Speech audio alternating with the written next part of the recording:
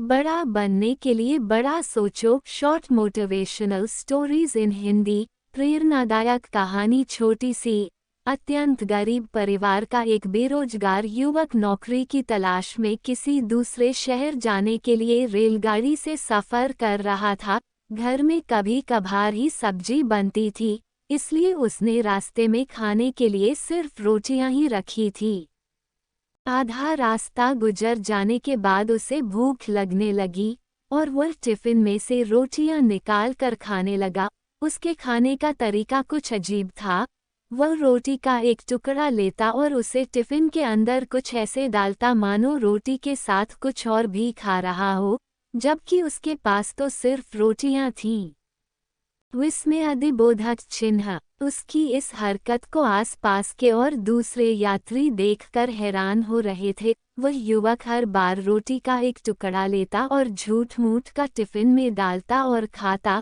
सभी सोच रहे थे कि आखिर वह युवक ऐसा क्यों कर रहा था।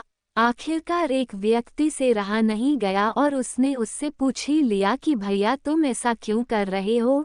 तुम्हारे पास सब्जी तो है ही नहीं, फिर रोटी के टुकड़े को हर बार खाली टिफिन में डालकर ऐसे खा रहे हो मानो उसमें सब्जी हो। तब उस युवक ने जवाब दिया, भैया, इस खाली ढक्कन में सब्जी नहीं है, लेकिन मैं अपने मन में यह सोच कर खा रहा हूँ कि इसमें बहुत सारा अचार है। मैं अचार के साथ रोटी खा रहा हूँ। फिर व्यक्ति ने पूछा, खाली ढक्कन में अचार सोचकर सूखी रोटी को खा रहे हो तो क्या तुम्हें अचार का स्वाद आ रहा है? हाँ, बिल्कुल आ रहा है। मैं रोटी के साथ अचार सोचकर खा रहा हूँ और मुझे बहुत अच्छा भी लग रहा है, युवक ने जवाब दिया। उसकी इस बात को आसपास के यात्रियों ने भी सुना और उन्हीं में से एक व्यक्ति बोला, जब सोचना ही था तो तुम अचार की जगह पर मटर पनीर सोचते, शाही गोभी सोचते।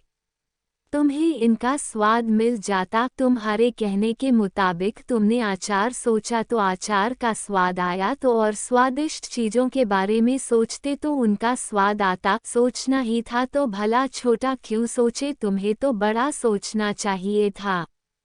मित्रों, इस कहानी से हमें यह शिक्षा मिलती है कि जैसा सोचोगे वैसा पाओगे। छोटी सोच होगी तो छोटा मिलेगा, बड़ी सोच होगी तो बड़ा मिलेगा। इसलिए जीवन में हमेशा बड़ा सोचो, बड़े सपने देखो, तो हमेशा